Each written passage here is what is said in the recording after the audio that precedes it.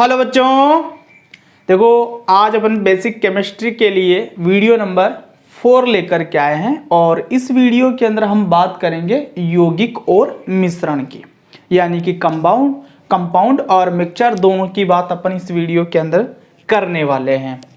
तो सबसे पहले अपन बात करेंगे यौगिक की, कंपाउंड की। क्या होता है यौगिक? तो वैसे तो मैं आपको अपना जो बेसिक केमिस्ट्री का दूसरा वीडियो था उसके अंदर बता चुका हूं कि यौगिक क्या होता है, फिर भी एक बार परिभाषा मैं आपको दोबारा रिवाइज करवा देता हूं। क्या होता है यौगिक? तो इसके लिए अपन बताते हैं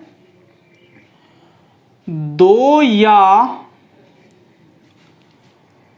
दो से अधिक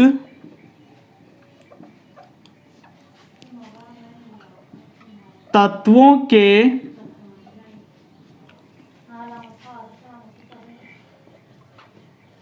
परमाणुओं के निश्चित अनुपात में रासायनिक संयोजन से मिलकर बने पदार्थ को यौगिक कहते हैं।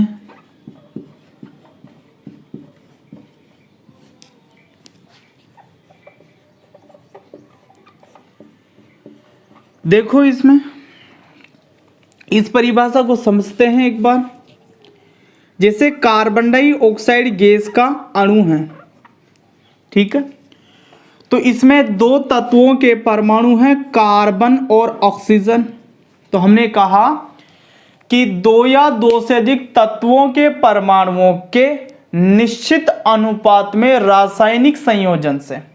तो यहां पर दो तत्वों के परमाणु हैं, अब इनका जो अनुपात है वो निश्चित है। कार्बन हमेशा 1 अनुपात में रहेगा और ऑक्सीजन के परमाणुओं की संख्या 2 अनुपात में होंगी। ये अनुपात निश्चित रहेगा। कार्बन का परमाणु 1 अनुपात में और ऑक्सीजन के परमाणु 2 अनुपात में होंगे संख्या के आधार पर। तो ये निश्चित अनुपात हो गया इनका। रासायनिक संयोजन का मतलब है कि इनके बीच में रासायनिक बंध पाया जाता है। तो दो या दो से अधिक तत्वों के परमाणुओं के निश्चित अनुपात में रासायनिक संयोजन से मिलकर बना पदार्थ क्या कहलाता है? यौगिक कहलाता है। तो यौगिक के बारे में ही कुछ और बातें अपन करते हैं। अब देखो अगली बात, देखो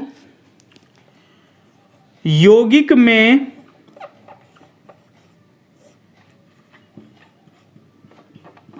परमाणुओं के मध्य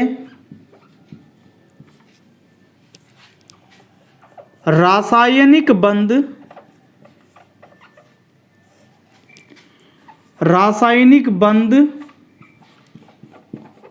उपस्थित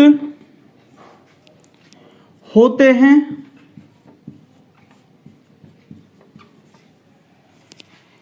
इस कारण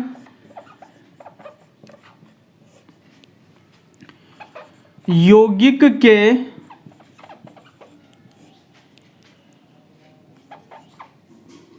अवयव लिख देते हैं। अवयवों को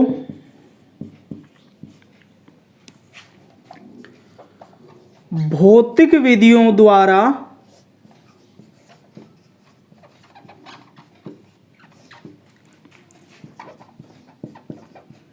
पृथक नहीं कर सकते हैं।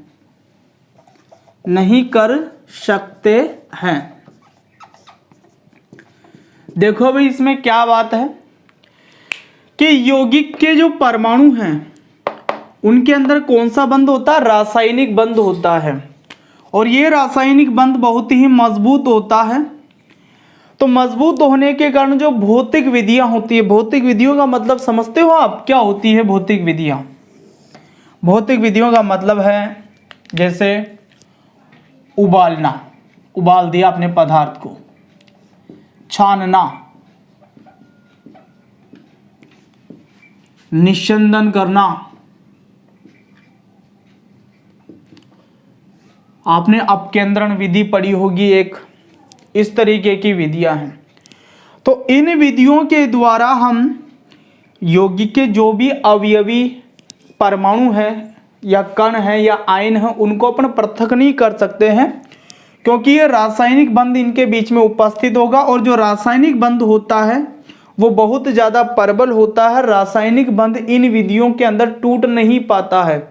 जैसे मैं कहूँ साहब कि एक यौगिक है H2O जल, इसको मैं गर्म करूं तो हाइड्रोजन और ऑक्सीजन गैस में ये अपघटित हो जाए, तो पॉसिबल नहीं है ये चीज़, क्योंकि हाइड्रोजन और ऑक्सीजन जो होता है इसके बीच में क्या होता है, रासायनिक बंध पाया जाता है इस तरीके से, इधर भी एक, इधर भी एक। ऑक्सीजन जो है इधर हाइड्रोजन से जुड़ा हुआ है, इधर भी हाइड्रोजन से जुड़ा हुआ है। तो यहाँ पर क्या हो रहा है कि ये रासायनिक बंध उपस्थित है, और रासायनिक बंध के कारण जब आप इसको उबालोगे तो इनके बीच में जो बंध है वो टूट नहीं पाता है। तो जब ये जल उबलता है ना तो ये पूरा का पूरा ही क्या होता है, वाष्प के अंदर एक साथ बदलता है, ये टूट नहीं पाते, पूरा एक साथ जाएगा जब भी जाएगा।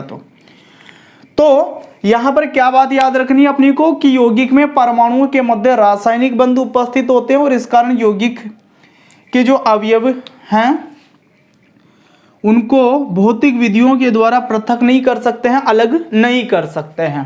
अब इसके अलावा एक बात और याद रखनी यौगिक के लिए, देखो तत्वों के परमाणुओं के लिए तो हमने बनाए थे प्रतीक, ठीक है, तत्वों के परमाणुओं के लिए हमने बनाए थे प्रतीक। अब यौगिक के अंदर तो क्या होते हैं कि दो या दो से अधिक तत्वों के परमाणु होते हैं, तो इनके लिए एक अणुसूत्र काम में लिया जाता है। क्या काम में लिया जाता? अणुसूत्र। तो पहले अपन ये देख लेंगे कि अणुसूत्र या फॉर्मूला होता क्या है। तो अणुसूत्र के लिए अपन क्या बताएंगे कि तत्वों के परमाणुओं के प्रतीकों का ऐसा समूह, तत्वों के परमाणुओं के प्रतीकों का ऐसा समूह जो किसी यौगिक के एक अणु को दर्शाते हो, जो किसी यौगिक के एक अणु को क्या करते हो, दर्शाते हो, वो क्या कहलाता है? अणुसूत्र कहलाता है। तो अणुसूत्र के लिए परिभाषा क्या लिखेंगे अपन कि तत्वों के परमाणुओं के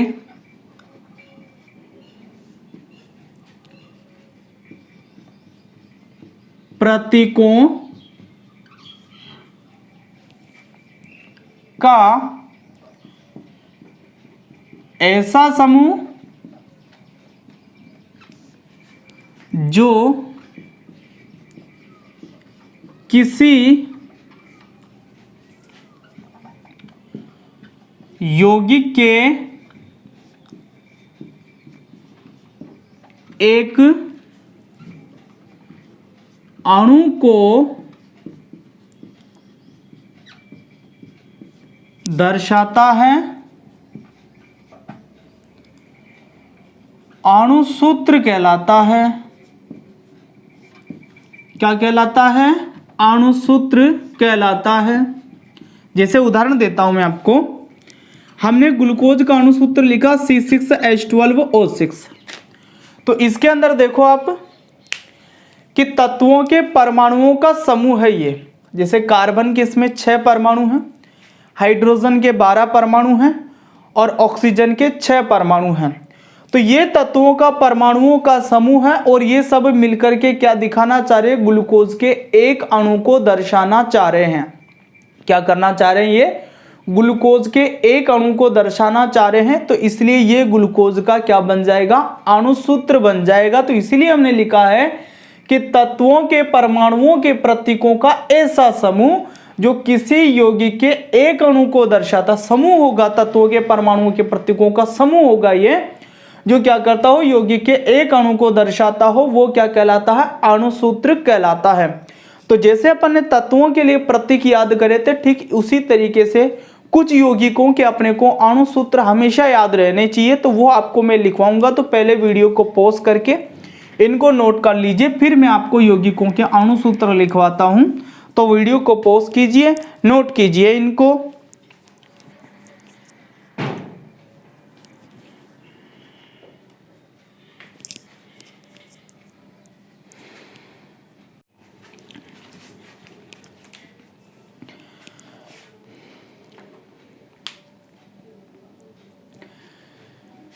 ठीक है भाई, वीडियो को पॉज करके नोट किया आपने, मिटा देता हूं ना। तो कुछ यौगिकों के अणुसूत्र आपको याद रखने हैं, छोटे से छोटे बताएंगे, जिनमें से आपको कुछ याद हो तो मत लिखना उनको, और नहीं हो तो लिख लेना, याद कर लेना।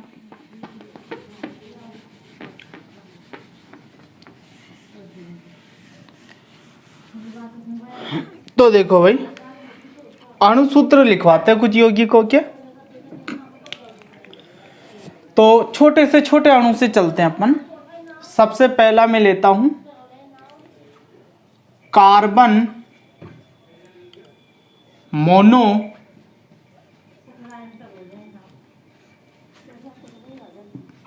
ऑक्साइड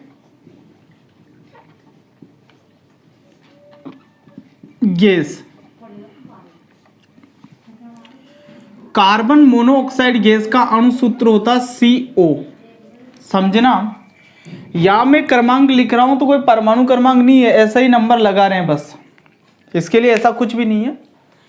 कार्बन मोनोऑक्साइड गैस का अणुसूत्र CO लिखा तो CO दोनों बड़ा है, इसमें C कार्बन का प्रतीक है और O ऑक्सीजन का प्रतीक है, यानी कि इसमें एक तो कार्बन का परमाणु है और एक ऑक्सीजन का परमाणु है। दूसरी गैस लेते हैं carbon dioxide gas. Carbon dioxide gas, इसका अणुसूत्र होता है CO2। इसका मतलब है कि इसके अंदर कार्बन का एक परमाणु है और ऑक्सीजन के 2 परमाणु हैं। इसके बाद में 3 नंबर पे चलते हैं, sulphur dioxide gas. Sulphur dioxide gas, sulphur dioxide gas का अणुसूत्र होता है SO2। मतलब क्या हुआ इसका कि इसमें एक तो सल्फर का परमाणु है और 2 ऑक्सीजन के परमाणु हैं। 4 नंबर पे अपन लेते हैं sulphur try oxide gas. Sulphur try oxide gas, तो इसके लिए अणुसूत्र होता है SO3। मतलब क्या हुआ इसका कि इसमें सल्फर का एक परमाणु है और ऑक्सीजन के कितने परमाणु हैं? 3 परमाणु हैं। इसके बाद में मैं लेता हूं नाइट्रस ऑक्साइड गैस।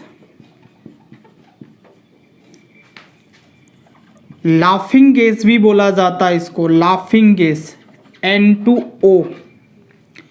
इस गैस को कोई व्यक्ति जब सूंघ लेता है तो वो हंसना चालू कर देता है, बिना बात ही हंसने लग जाता है। यदि गम में भी आप उसको ये सूंघा दोगे ना तो वो हंसने लग जाएगा, तो इसलिए लाफिंग गैस है ये।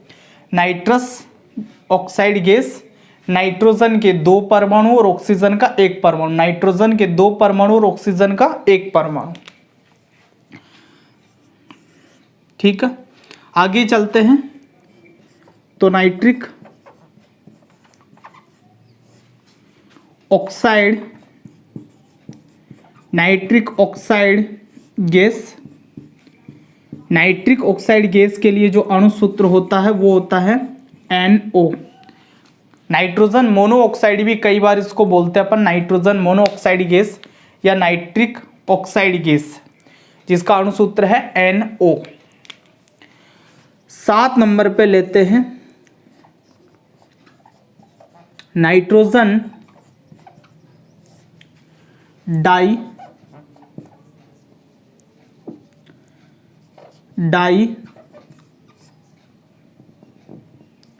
Oxide gas.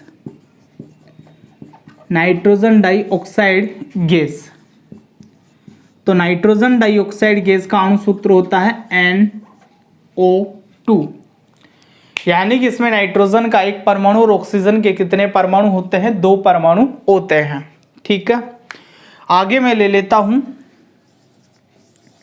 Ammonia gas, ammonia gas, ammonia gas के लिए जो अणु सूत्र होता है वो होता है NH3। समझ पा रहे हो इसका मतलब कि इसमें नाइट्रोजन का एक परमाणु और हाइड्रोजन के 3 परमाणु हैं।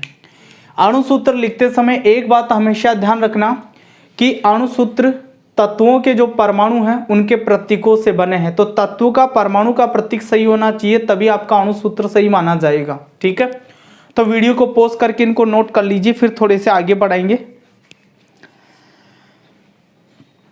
ठीक है, वीडियो पॉज करके आपने नोट किया, मिटाएं इसको। ठीक है,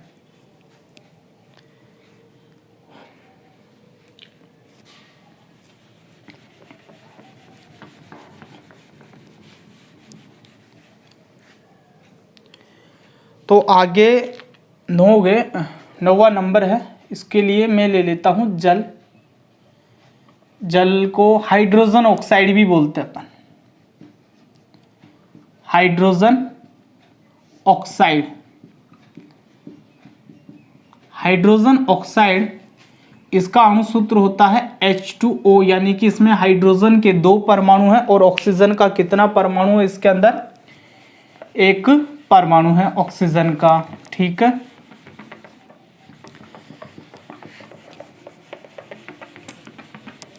आगे चलते हैं थोड़ा सा, तो मैं बात करता हूं ग्लूकोज की। ग्लूकोज, इसके साथ में एक और ले लेता हूं फ्रक्टोज। है तो दोनों अलग अलग, लेकिन दोनों का अणुसूत्र एक ही होता है। इनका संरचना सूत्र अलग होता है, अणुसूत्र एक ही है। तो इनका अणुसूत्र होता है C6H12O6, यानी कि कार्बन के 6 परमाणु, हाइड्रोजन के 12 परमाणु और ऑक्सीजन के 6 परमाणु। 11 नंबर पे मैं ले लेता हूं शक्कर या सुक्रोज। शक्कर या सुक्रोज, तो इसका अणुसूत्र होता है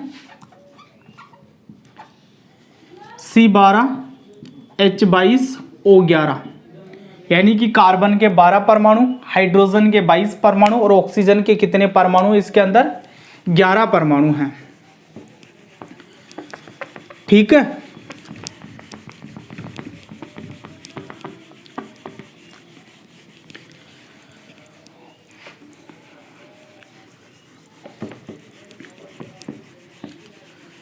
और आगे बढ़ते हैं तो हम ले लेते हैं मीठा सोडा। मीठा सोडा, मीठा सोडा के और भी नाम है। इसको खाने का सोडा भी बोलते हैं अपन, खाने का सोडा, है ना। इसके अलावा इसको बेकिंग सोडा भी बोला जाता है, बेकिंग सोडा, है ना। और इसके अलावा इसका एक रासायनिक नाम भी है, सोडियम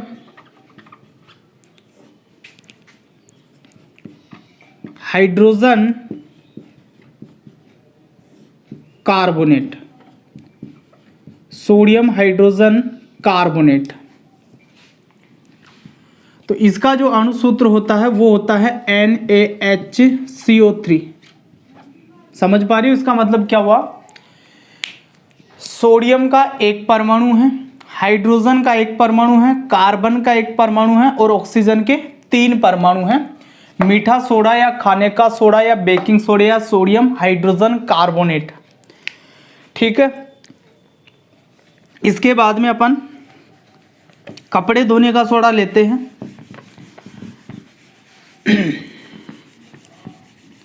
कपड़े धोने का सोडा,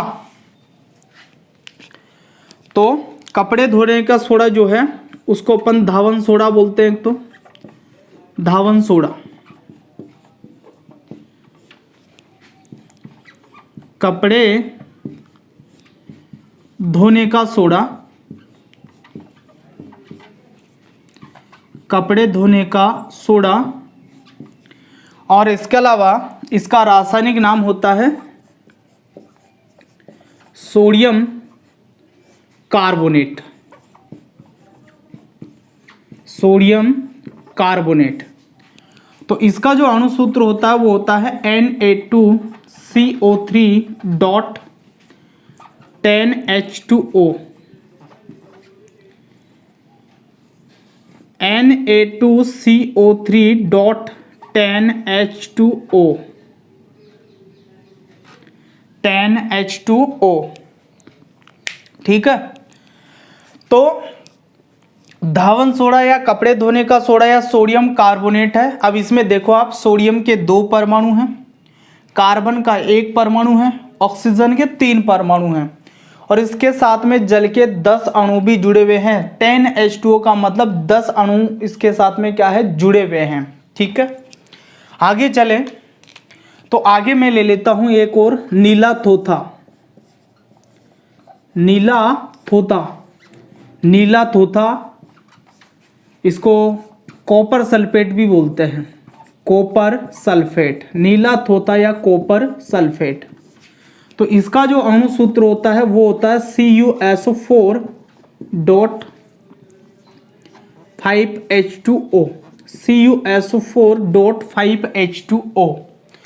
तो देखो CuSO4 ये कॉपर, तांबे का परमाणु है, एक सल्फर का है, 4 ऑक्सीजन के हैं और इसके साथ में जल के कितने अणु जुड़े हुए हैं, 5 अणु क्या है, जुड़े हुए हैं। ठीक है, तो इनको नोट कीजिए, फिर आगे बढ़ता हूं मैं।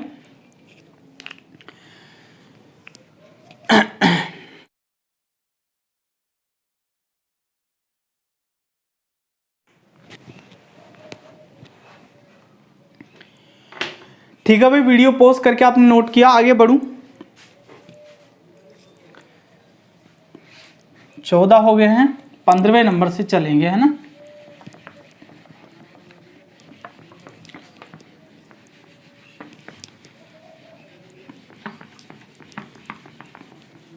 चलो 15 नंबर पे चलते हैं।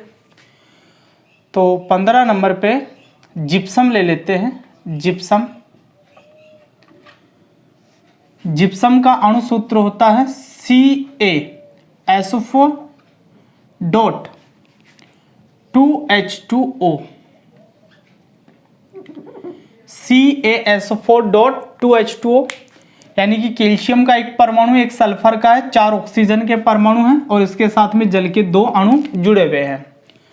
16 नंबर पे मैं ले लेता हूं plaster of Paris. Plaster of Paris, plaster of Paris, और इसको शॉर्ट में POP भी बोलते हैं, प्लास्टर ऑफ पेरिस POP।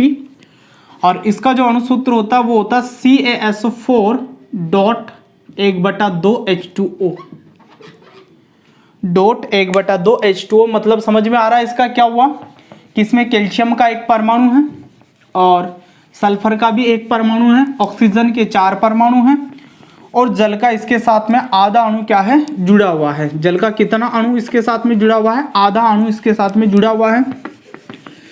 अब जल का आधा अणु कैसे निकालोगे आप, तो कई बार क्या होता है कि इस अणुसूत्र को डबल कर करके भी इसका अणुसूत्र दिखाया जाता है। तो देखो इसका एक अणुसूत्र और बनता है, CaSO4 है, इसको पूरे को डबल कर दो तो इसका ट्वाइस लग जाएगा, CaSO4 का होल ट्वाइस। ठीक है, डॉट H2O, भाई जल का आधा था, इसको पूरा 1 कर दिया, तो ऐसा भी अणुसूत्र इसका काम में लिया जाता, CaSO4 का होल ट्वाइस डॉट H2O। ठीक है, अब आगे बढ़ते हैं और थोड़ा सा।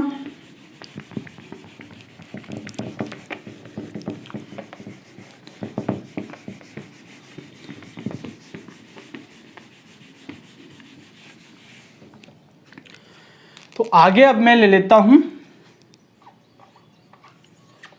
चूना पत्थर।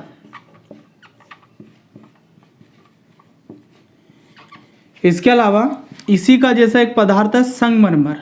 दोनों का अणुसूत्र समान है और दोनों का ही जो रासायनिक नाम होता है वो भी समान है। इनका रासायनिक नाम होता है कैल्शियम कार्बोनेट। Calcium carbonate. तो भाई इसका अणुसूत्र होता है CaCO3। ठीक है, CaCO3। इसको थोड़ा सा समझते हैं अपन। देखो CaCO3 क्या होता है, खानों में मिलता बड़े बड़े पत्थरों के रूप में। अब इसको अपन क्या करते हैं, गरम करते हैं। क्या करते हैं, इसको गरम करते हैं। बड़े बड़े भट्टे होते हैं और उनके अंदर इसको गर्म किया जाता है। तो जब ये गर्म किया जाता है इसको, तो ये अपघटित होकर के CaO और CO2 गैस बनाता है। इसे बोला जाता है कैल्शियम ऑक्साइड, या फिर बिना बुझा चूना भी इसको बोलते हो। मकानों के अंदर पुताई करने के लिए जो कली आती है वो यही पदार्थ होता है। इसको आप घर पे लाते हो, इसके अंदर पानी मिलाया जाता है। पानी मिलाने पर रिएक्शन होगा, ऊष्मा उत्सर्जित होगी और एक पदार्थ बनता CaOH का होल ट्वाइस। इसे बोला जाता बुझा चूना या चूने का पानी, कैल्शियम हाइड्रोक्साइड। और इसी पदार्थ से अपन क्या करते हैं, मकानों के अंदर जो पुताई है वो करते हैं। ठीक है, तो इसके साथ में कैल्शियम ऑक्साइड और कैल्शियम हाइड्रोक्साइड, ये दो पदार्थ और लेता हूं अणुसूत्र के रूप में मैं।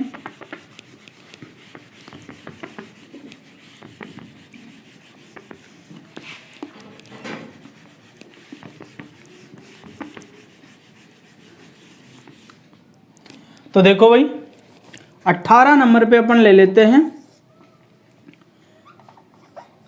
बिना बुझा चूना। बिना बुझा चूना, इसको अपन कैल्शियम ऑक्साइड भी बोलते हैं। Calcium oxide.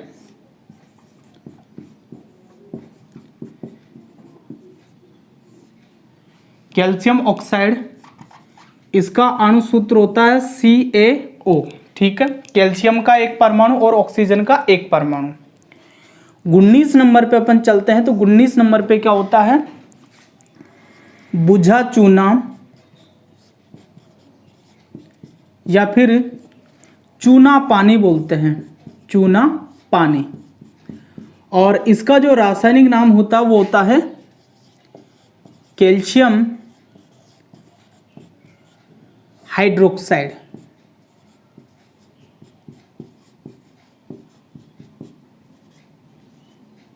कैल्शियम हाइड्रोक्साइड, और इसका अणुसूत्र होगा CaOH का होल ट्वाइस। CaOH का होल ट्वाइस, समझ पा रहे हो। देखो चूना पत्थर या संगमरमर या कैल्शियम कार्बोनेट है, इसमें कैल्शियम का एक परमाणु, कार्बन का एक परमाणु और ऑक्सीजन के 3 परमाणु हैं। बिना बुझा चूना या कैल्शियम ऑक्साइड के अंदर कैल्शियम का एक परमाणु और ऑक्सीजन का एक परमाणु है। और कैल्शियम हाइड्रोक्साइड में कैल्शियम का तो एक परमाणु है, ऑक्सीजन के भी 2 परमाणु हैं और हाइड्रोजन के भी 2 परमाणु हैं। तो इसको क्या बोला जाता है, OH का होल ट्वाइस। ठीक है, तो वीडियो को पॉज करके नोट करो इनको भी, आगे बढ़ रहा हूं मैं साथ में ही।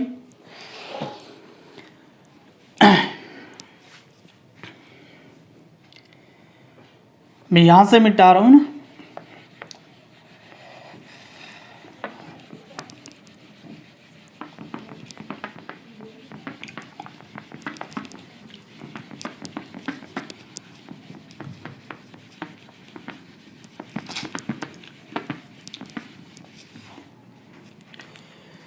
तो भाई 20 नंबर पे चलता हूं। अब मैं 20 नंबर पे ले लेता हूं milk of magnesia. Milk of magnesia, इसका रासायनिक नाम होता है magnesium hydroxide. Magnesium hydroxide, hydroxide, magnesium hydroxide. तो इसका जो अणुसूत्र होता है वो होता है MgOH का whole twice. Magnesium hydroxide MgOH का होल ट्वाइस। ठीक है, आगे मैं लेता हूं नोसादर। नोसादर, नोसादर, इसका भी रासायनिक नाम है ammonium chloride. Chloride, ammonium chloride, और इसका अणुसूत्र होता है NH4Cl, NH4Cl। ठीक है। नौसादर में ऊर्ध्वपातन का गुण पाया जाता है, यानी कि ये जब ठोस अवस्था में होता है तो इसको गर्म किया जाए तो ये ठोस अवस्था से सीधा गैस अवस्था में बदलता है, इसमें द्रव अवस्था नहीं पाई जाती है। और जब इसकी गैस को ठंडा किया जाएगा तो वापस ये सीधा ठोस अवस्था में बदलेगा, इसमें द्रव अवस्था नहीं होती है। ठीक है, यहां तक हुआ। इसके बाद में मैं लेता हूं नमक। नमक, नमक का नाम होता है, रासायनिक नाम होता है इसका सोडियम क्लोराइड, सोडियम क्लोराइड। तो इसका अणुसूत्र होता है NaCl, सोडियम क्लोराइड। ठीक है। एक और लेता हूं सोरा। सोरा, इसका रासायनिक नाम होता है potassium nitrate, potassium nitrate, potassium nitrate. तो इसका अणुसूत्र होता है KNO3, पोटेशियम नाइट्रेट अणुसूत्र क्या हो गया, KNO3।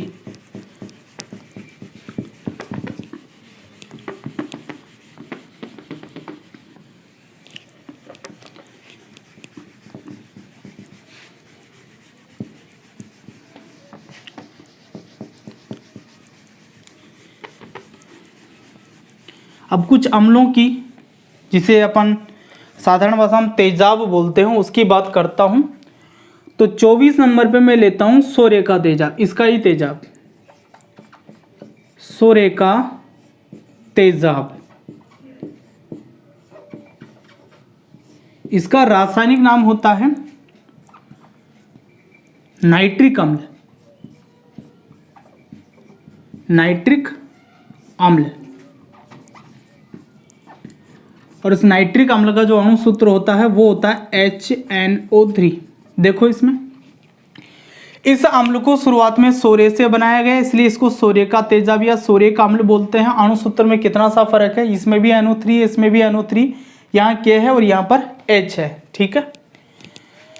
इसके बाद में मैं लेता हूं नमक का तेजाब।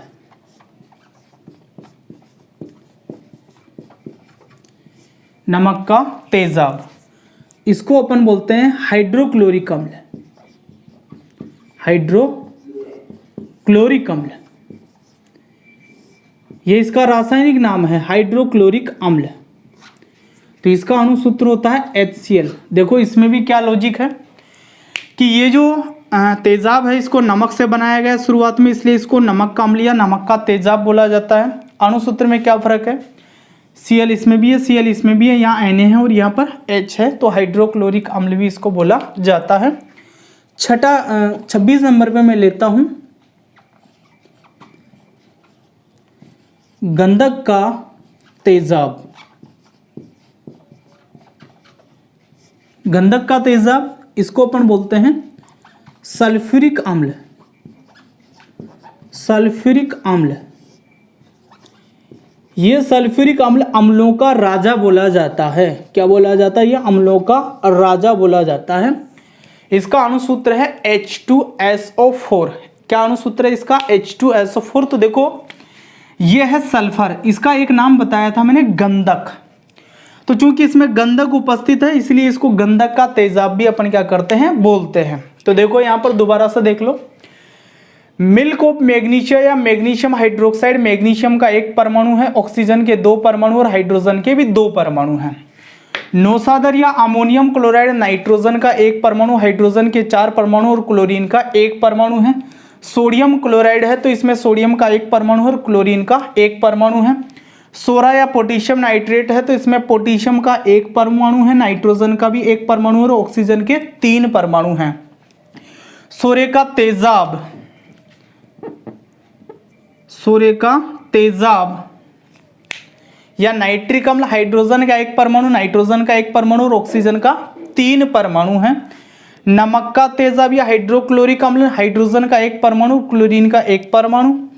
गंधक का तेजाब, सल्फ्यूरिक अम्ल, हाइड्रोजन के 2 परमाणु, गंधक का 1 परमाणु और ऑक्सीजन के 4 परमाणु। तो वीडियो को पॉज करके नोट कीजिए, 2-3 अणुसूत्र और लिखवाता हूं यौगिकों में ही।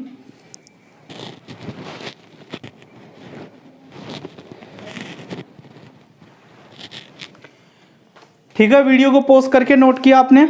आगे चलूं मैं थोड़ा और, ठीक है, चलते हैं आगे।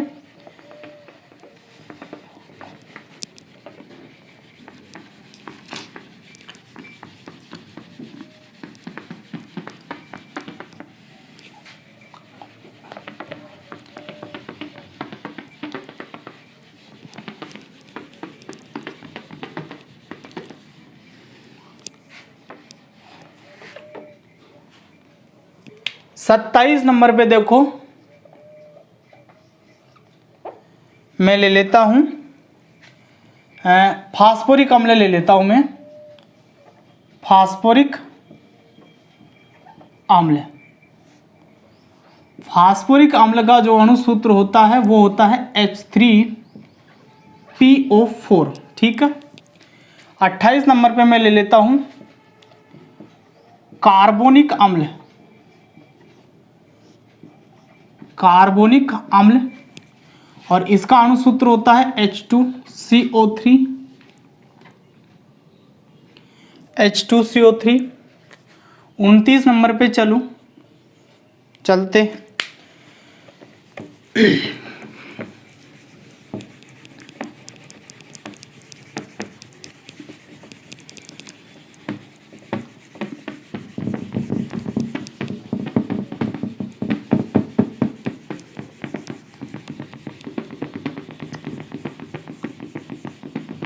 चलो भाई 29 नंबर पे तो हम लेते हैं यहां पर एसिटिक अम्ल, एसिटिक अम्ल। इसी का एक नाम और है एथेनोइक अम्ल,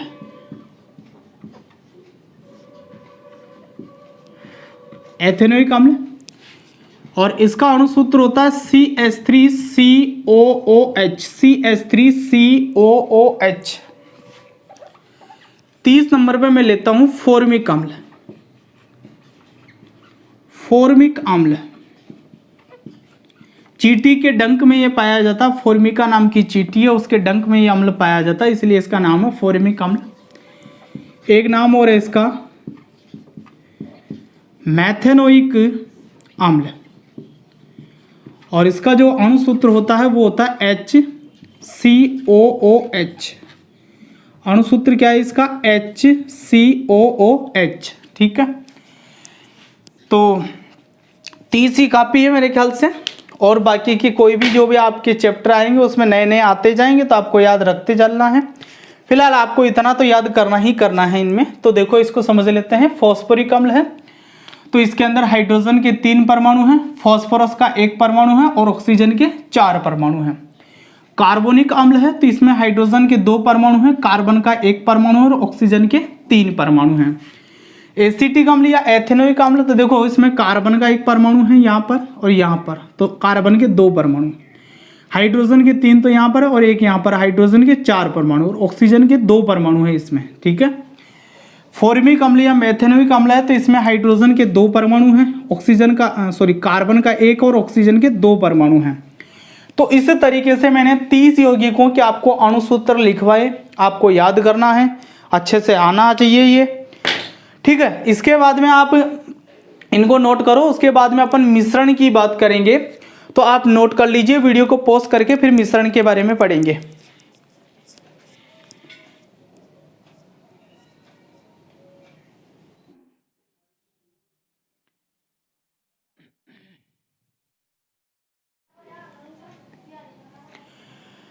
ठीक है भाई, लिख लिया सबने, मिटा देवे अब। ठीक है, तो यौगिक के बाद में अपन बात करेंगे अब किसकी? मिश्रण की।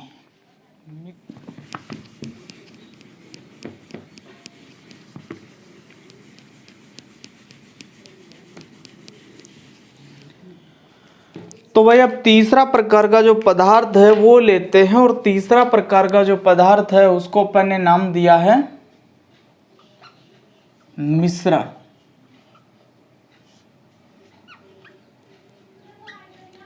मिक्सचर। तो किसे कहेंगे मिश्रण? तो इसके लिए पहले हमने पढ़ रखा है कि जैसे मान लीजिए यहां पर एक गिलास है, यहां पर लेते हैं, यहां पर मान लीजिए एक गिलास है और इस गिलास के अंदर हमने पानी भर रखा है, पानी भर रखा है। और पानी जो है इसका अणुसूत्र तो होता है H2O और ये क्या होता है? एक प्रकार का यौगिक होता है। ठीक है। अब अपन इसमें शिकंजी बनाने के लिए शक्कर मिलाना चाहते हैं, तो आप इसके अंदर शक्कर मिलाएंगे। क्या मिलाएंगे? शक्कर। शक्कर का अणुसूत्र होता है C12H22O11 और ये भी एक प्रकार का क्या है? यौगिक है। तो हम पानी के अंदर शक्कर मिलाना चाहते हैं तो हम आधा चम्मच शक्कर का इसके अंदर मिला सकते हैं, 1 चम्मच शक्कर का भी हम इसके अंदर मिला सकते हैं, 1.5 चम्मच शक्कर का भी हम इसके अंदर क्या कर सकते हैं? मिला सकते हैं। ये जो पानी है इसके अंदर शक्कर कितनी घुलेगी इसकी मात्रा निश्चित है क्या? नहीं है। तो देखो यौगिक है, यहां पर मैंने 2 यौगिक दिखाए हैं, इसकी जगह तत्व भी हो सकते हैं या फिर एक तत्व एक यौगिक हो सकता है। इनकी संख्या बढ़ा भी सकते हो आप, यौगिकों की संख्या या तत्वों की संख्या बढ़ा भी सकते हो। तो 2 या 2 से अधिक तत्वों के या यौगिकों के बिना किसी निश्चित अनुपात में संयोजन से जो पदार्थ बनेगा उसे क्या बोला जाएगा? मिश्रण बोला जाएगा। इसके अंदर रासायनिक बंध नहीं होता, जैसे यौगिक के जो अणु थे उनके बीच में रासायनिक बंध उपस्थित था, इसलिए उसको भौतिक विधियों के द्वारा पृथक करना संभव नहीं था।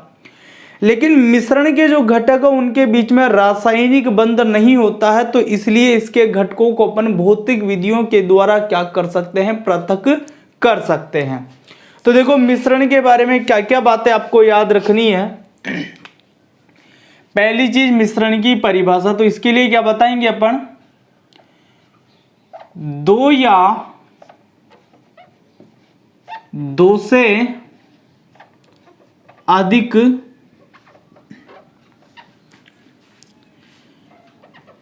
तत्व या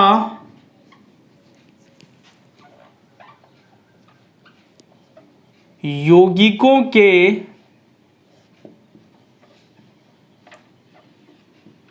बिना किसी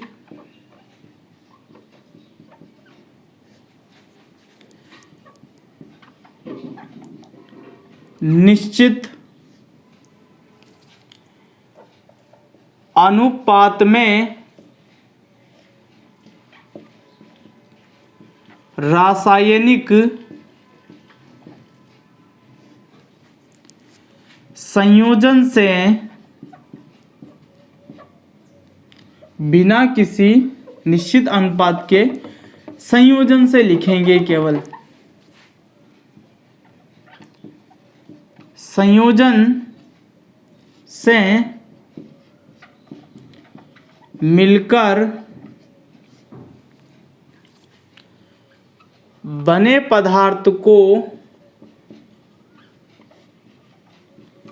मिश्रण कहते हैं, मिश्रण कहते हैं। तो 2 या 2 से अधिक तत्व या यौगिक के बिना किसी निश्चित अनुपात में संयोजन से मिलकर बना पदार्थ क्या कहलाएगा? मिश्रण कहलाएगा। यहां पर मैंने संयोजन लिखा है, केवल रासायनिक संयोजन नहीं लिखा है। रासायनिक संयोजन तो मैं जब लिखता जब इसके घटकों के बीच में रासायनिक बंध होता, इसके घटकों के बीच में रासायनिक बंध नहीं है, इसलिए मैंने यहां पर केवल संयोजन शब्द काम में लिया है, रासायनिक संयोजन शब्द काम में नहीं लिया है। अब अपन चाहे तो मिश्रण के कुछ उदाहरण भी ले सकते हैं, जैसे आप ले लो शक्कर व जल का विलयन। इसी तरीके से आप ले सकते हैं नमक व जल का विलयन। इसी तरीके से और उदाहरण हो सकते हैं, जैसे शिकंजी, शरबत आदि। तो ये सब क्या है, मिश्रण के उदाहरण हैं। दूसरी बात अपन ने क्या कही कि मिश्रण के घटकों के मध्य रासायनिक बंध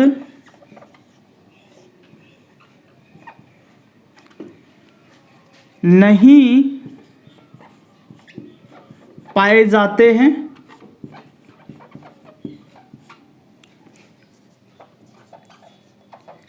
इस कारण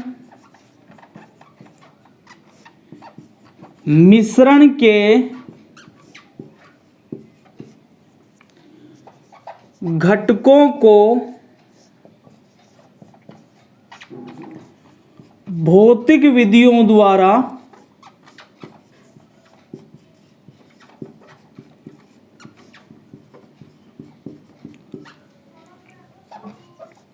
पृथक किया जा सकता है।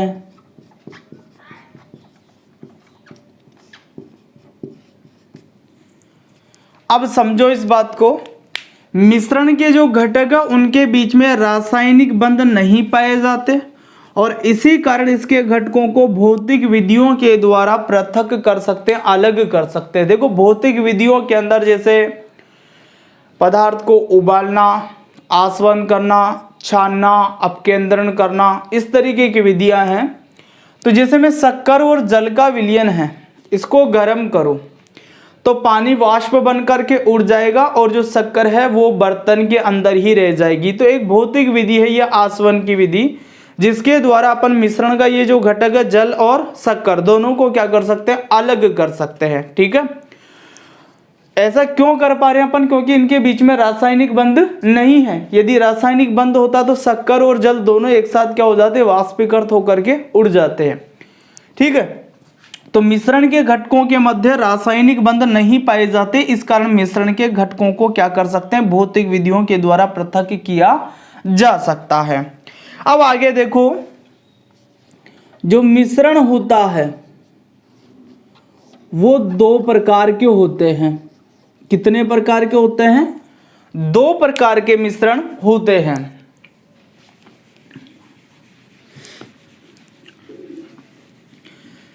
तो दो प्रकार के मिश्रण होते हैं। अब इस बात को अपन समझते हैं कि दो प्रकार कौन कौन से हैं।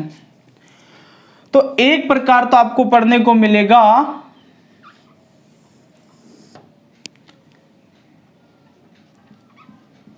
सममांगी मिश्रण।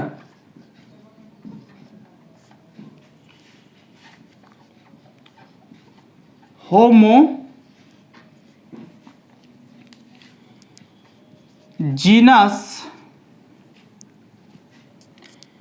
मिक्सचर,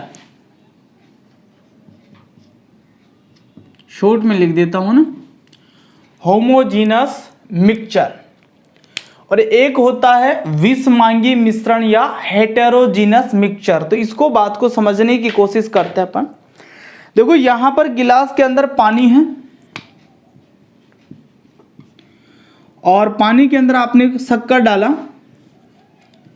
और शक्कर डाल करके आपने इसको अच्छे तरीके से घोल लिया, चम्मच की सहायता से क्या कर लिया, घोल लिया। अब जो शक्कर है वो इस जल के अंदर पूरी तरीके से घुल चुकी है, सभी जगह समान रूप से वो शक्कर इसके अंदर वितरित हो चुकी है। अब आप ऊपर का जो जल है उसको निकाल करके चखोगे तो वो भी मीठा लगेगा और नीचे का जल निकाल करके चखोगे ना तो वो भी उतना ही मीठा लगेगा। समान मात्रा में मीठा है, इसका मतलब इस पूरे जल के अंदर शक्कर क्या है, समान मात्रा में उपस्थित है। ठीक है, तो ऐसा मिश्रण जिसके सभी घटक सभी जगह समान रूप से वितरित हो या सभी जगह समान रूप से पाए जाते हो वो कहलाता है सममांगी मिश्रण। समझ रहे हो बात को भाई, इस जल के अंदर शक्कर सभी जगह समान रूप से पाई जाती है, समान रूप से वितरित है, तो इसलिए ये कौन सा मिश्रण हो जाएगा, सहमांगी मिश्रण हो जाएगा। अब यदि मान लीजिए आप इस शक्कर की जगह आप इसके अंदर रेत घोल देवे, क्या घोल देवे, रेत, आपने रेत डाली, घोल दिया आपने अच्छे से, क्या होगा, थोड़ी देर बाद में वो रेत जो है भारी होने के कारण नीचे बैठ जाएगी, तो रेत की मात्रा नीचे तो ज़्यादा हो जाएगी और ऊपर क्या हो जाएगी, कम हो जाएगी। भाई रेत जो है वो पानी के अंदर ठीक प्रकार से घुलता ही नहीं है, तो रेत थोड़ी देर बाद में नीचे बैठ जाएगी, तो नीचे तो रेत की मात्रा ज़्यादा हो जाएगी और ऊपर रेत की मात्रा क्या हो जाएगी, कम हो जाएगी। तो क्या ये समान रूप से वितरित है, क्या इसके अंदर नहीं है, नीचे ज़्यादा है और ऊपर कम है। तो ऐसा मिश्रण जिसके घटक सभी जगह समान रूप से नहीं पाए जाते हैं वो क्या कहलाएगा, विषमांगी मिश्रण कहलाएगा। तो बात समझ में आ गई अपने कि सहमांगी मिश्रण तो क्या होगा और विषमांगी मिश्रण क्या होगा। तो सबसे पहले अपन सहमांगी मिश्रण की परिभाषा लिख लेते हैं। क्या लिखेंगे इसके लिए, ऐसा मिश्रण जिसके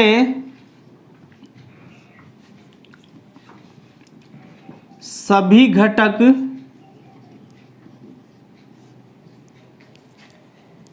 सभी जगह समान रूप से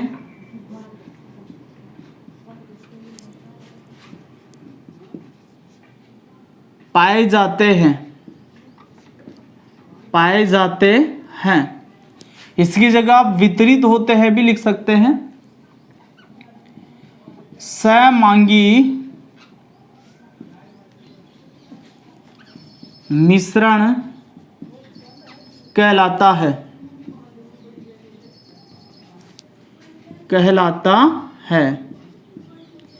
अब आप इसके अंदर उदाहरण भी ले सकते हैं। फॉर एग्जाम्पल, जल व शक्कर का विलयन, और इसी तरीके से दूसरा उदाहरण ले सकते हैं, जल व नमक का विलयन। ठीक है। दूसरी जो प्रकार है इसका मिश्रण का वो क्या है, विषमांगी मिश्रण।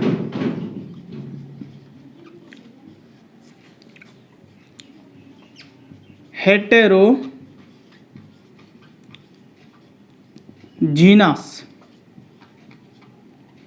मिक्सचर। तो इसके लिए आप क्या लिखोगे, ऐसा मिश्रण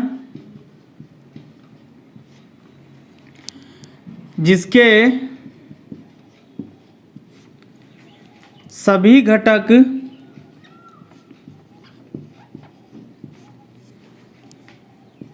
सभी जगह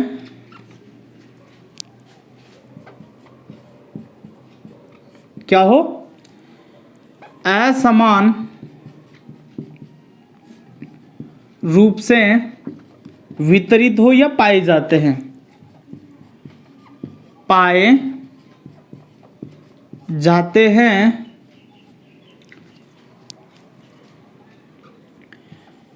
विषमांगी मिश्रण कहलाता है। विषमांगी मिश्रण कहलाता है। तो ऐसा मिश्रण जिसके सभी घटक सभी जगह असमान रूप से पाए जाते हो वो क्या कहलाता है, विषमांगी मिश्रण कहलाता है। तो इसमें तो असमान रूप से है और इसमें समान रूप से है। उदाहरण अपन लेवे इसमें, तो उदाहरण में एक तो आप ले लो रेत व जल का मिश्रण, और एक उदाहरण मैं आपको और दे देता हूं, इसमें आप दूध लिख लेना। दूध भी एक प्रकार का मिश्रण है। इसके अंदर प्रोटीन, जल, खनिज लवण, विटामिन, कई प्रकार के पदार्थ होते हैं। वसा भी इसमें पाया जाता है। लेकिन दूध में क्या होता है कि जो वसा होती है ना वो तैर करके ऊपर आ जाती है, तो वसा की मात्रा ऊपर ज़्यादा हो जाती है और नीचे की तरफ क्या हो जाती है, कम हो जाती है, तो वो भी इस तरीके से विषमांगी मिश्रण हो जाएगा। तो मिश्रण के बारे में हमने सीख लिया भाई, दो या दो से अधिक तत्व या यौगिक के बिना किसी निश्चित अनुपात में संयोजन से मिलकर बने पदार्थ को मिश्रण कहते हैं। मिश्रण के घटकों के मध्य रासायनिक बंध नहीं है और इसी कारण से इसको भौतिक विधियों के द्वारा पृथक किया जा सकता है। मिश्रण दो प्रकार के हैं, सहमांगी और विषमांगी। ऐसा मिश्रण जिसके सभी घटक सभी जगह समान रूप से पाए जाते हैं वो तो सहमांगी मिश्रण है, और ऐसा मिश्रण जिसके सभी घटक सभी जगह असमान रूप से पाए जाते हैं वो क्या है, विषमांगी मिश्रण है। तो इसको भी आप नोट कर लीजिए, वीडियो को पॉज कीजिए और नोट कीजिए।